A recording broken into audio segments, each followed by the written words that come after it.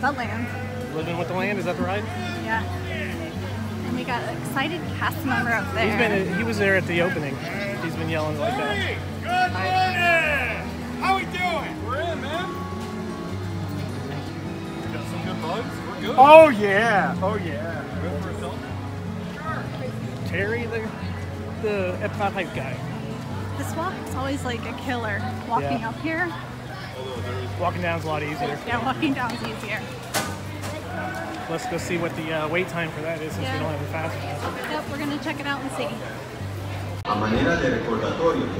Here we go with Living with the Land.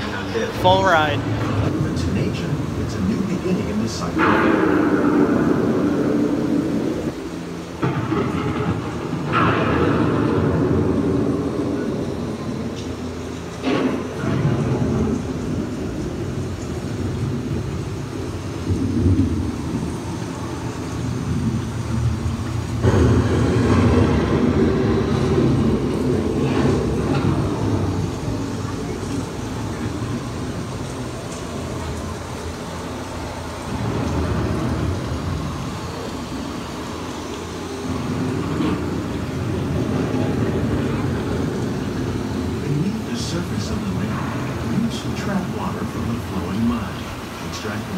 Nutrients and minerals.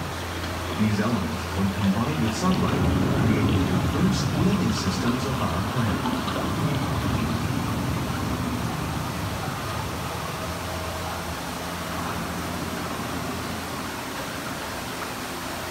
Home to the most amazing concentration of life on our planet. These dense and beautiful forests cover only a tiny portion of the Earth's surface, but they contain more than half of its plant and animal species. Rainforests are also extremely rich and productive living systems, providing us with oxygen, food, medicine, and other elements essential to our lives.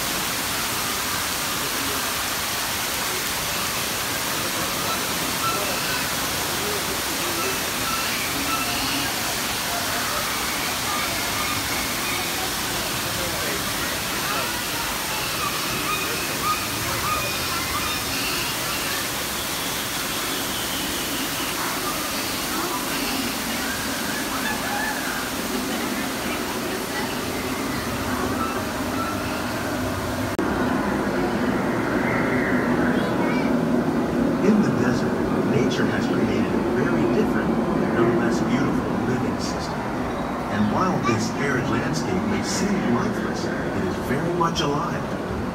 The plants and animals that have learned to survive in these harsh conditions make use of what little water they can find and avoid the scorching rays of the relentless sun.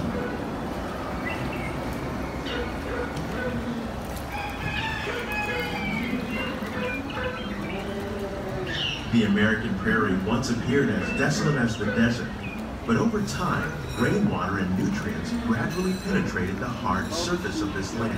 Even the hooves of the mighty buffalo helped create the rich soil and one day become home to the American farm.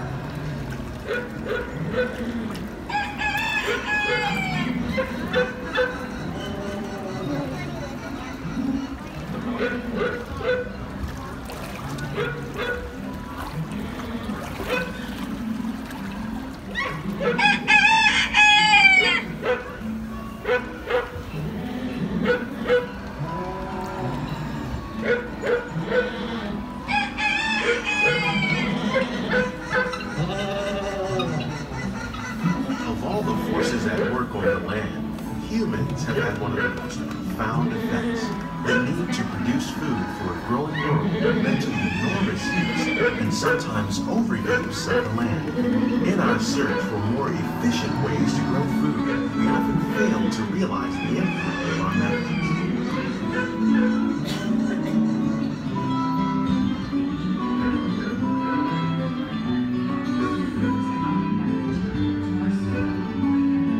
Today, we're learning to live with the land, discovering better ways to grow food that will assure both human and environmental well-being.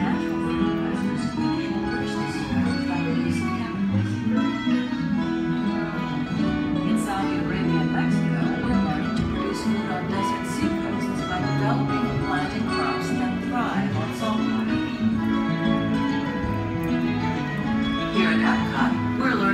reduce the need for pesticides by using natural predators like ladybugs and wasps to control pests.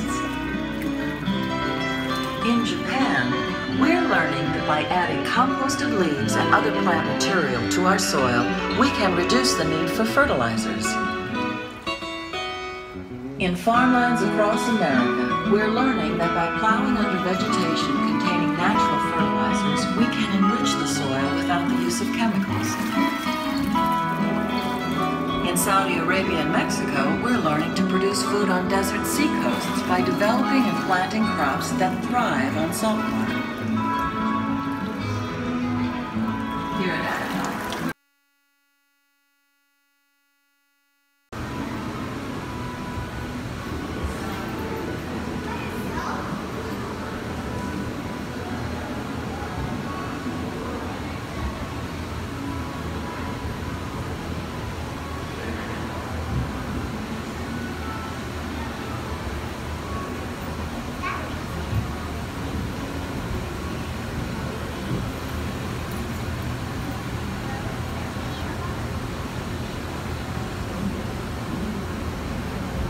Welcome to our living laboratory, where scientists from Epcot and the U.S. Department of Agriculture are exploring innovative ways to produce bountiful harvests now and into the future.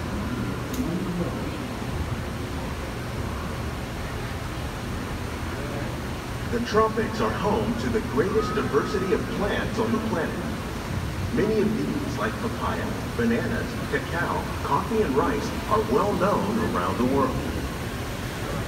These are just a few of the edible plants that have been an important source of nutrition for people living in the tropics.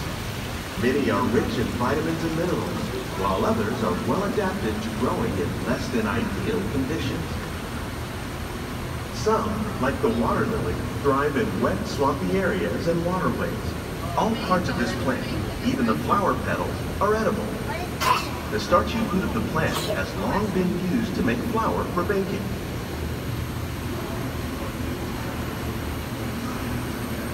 One day, many of these lesser-known tropical plants may be as important as the bananas growing on both sides of the boat. More than 28 million tons of bananas are eaten annually, making it the most popular fruit in the world.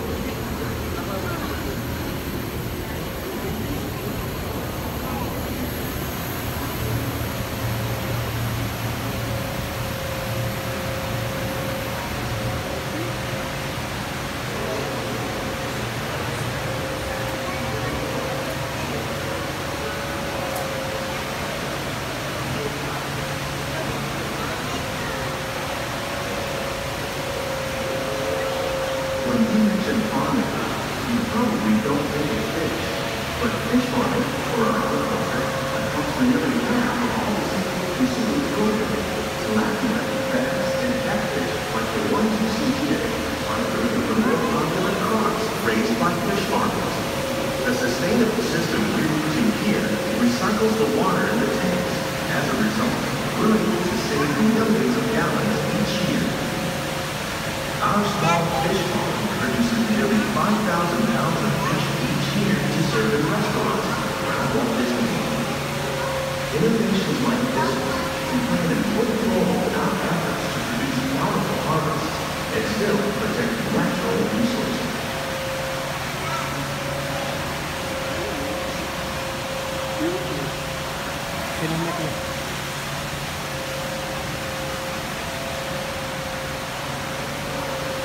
Another hidden Mickey.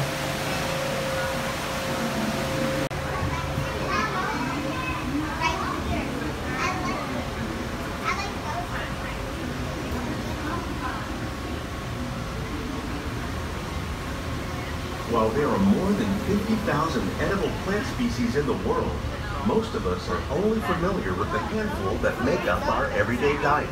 The common grains growing here, wheat, maize, sorghum, and millet, plus rice, account for nearly 2/3 of our global food consumption.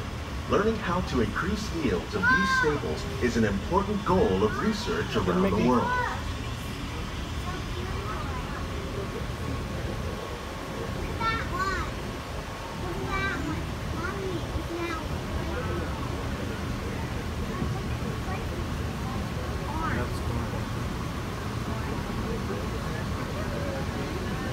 These plants are definitely on their way up. Innovative growing techniques like these increase yields while more efficiently using resources like water, fertilizer, and pesticides. Another innovation at work here is our integrated pest management program. By populating our greenhouses with beneficial insects that prey on harmful pests like aphids and flies, we are significantly reducing our reliance on conventional pesticides. We're growing these crops using our nutrient film system. This technique precisely controls and recycles water and nutrients. With it, we can produce over 27,000 heads of lettuce a year in this one small area.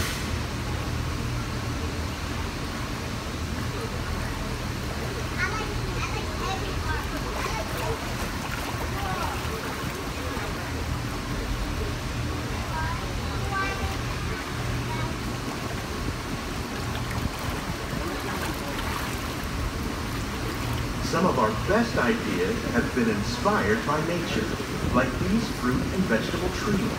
By growing these ground plants vertically, we can increase yields and better control diseases. These crops taste as good as they look. In fact, we serve more than 15 tons of produce from our greenhouses in restaurants here at the Land every year.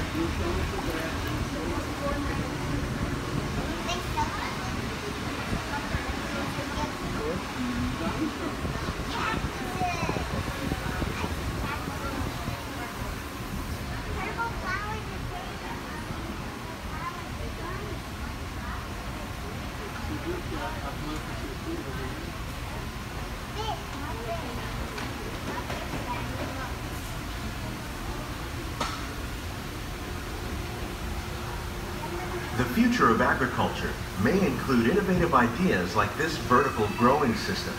Plants grown in this way use a fraction of the space required by traditional growing methods. That saves water and increases production. The aquaponics system on your left combines hydroponics with aquaculture. The fish provide a natural source of fertilizer for the plants, and the plants help keep the water clean for the fish. It's another great way to produce more while using less. In our lab, Epcot scientists are working with the U.S. Department of Agriculture on a number of innovative projects. The goal of these efforts is to produce higher yielding and better quality plants.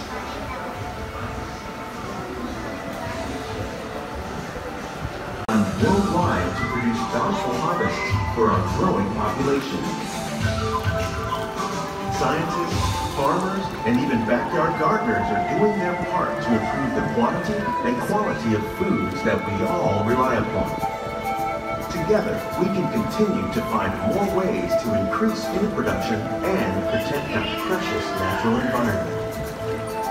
Only then will we truly be living with the land.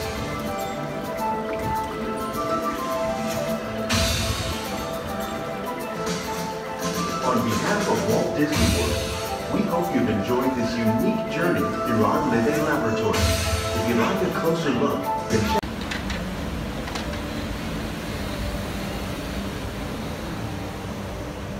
Are ready for takeoff.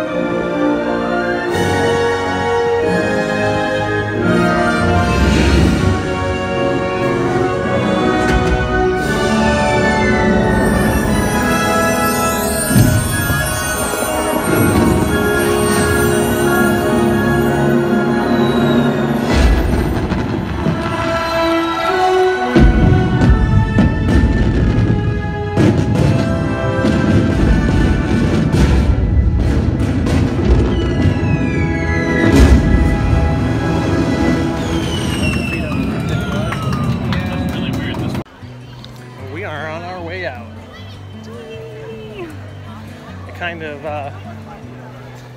beat. Happy birthday, Epcot. It is still so crowded. We'll try holding it. There you go. See, she holds it higher than me. It's very crowded. Yeah. But we got to do everything we wanted to do. I didn't get the Figment Pop because those were sold out super quick. Yeah, we didn't get some of the merchandise we wanted to, but I opted to stay in a line for the ceremony to get the best spot for that. And that was ridiculous because it was like it rained until right before the ceremony, then it stopped. Yeah, it was crazy how long. crazy. And I didn't have my poncho, and I got soaked. I I'm know. still wet from it 6 hours later. I had his poncho in my bag. You were about off in one of the pop-up stores. Yeah, I felt bad. But it was a great event. I'm glad we came. Oh yeah. I don't know if I can do the 50th at Disney World. I want to, but it's gonna be The crowds. yeah. I guess I don't really like super big crowds. No, I don't either. I've realized that the last couple times, and Happily Ever After, Hocus Pocus, and then today. Although I have to say though, the people, everybody was pretty friendly. See the bushes over there, everybody was, before they opened the park, people were jumping over those bushes to try to get ahead of people. It was crazy. It was pretty crazy, but it was fun. It was a fun day though. It was very fun. But we're heading home, and we hope to see you out there sometime. Thanks for watching. Follow us on Facebook Instagram. and Twitter. Thanks for watching. Hope to see you out there sometime.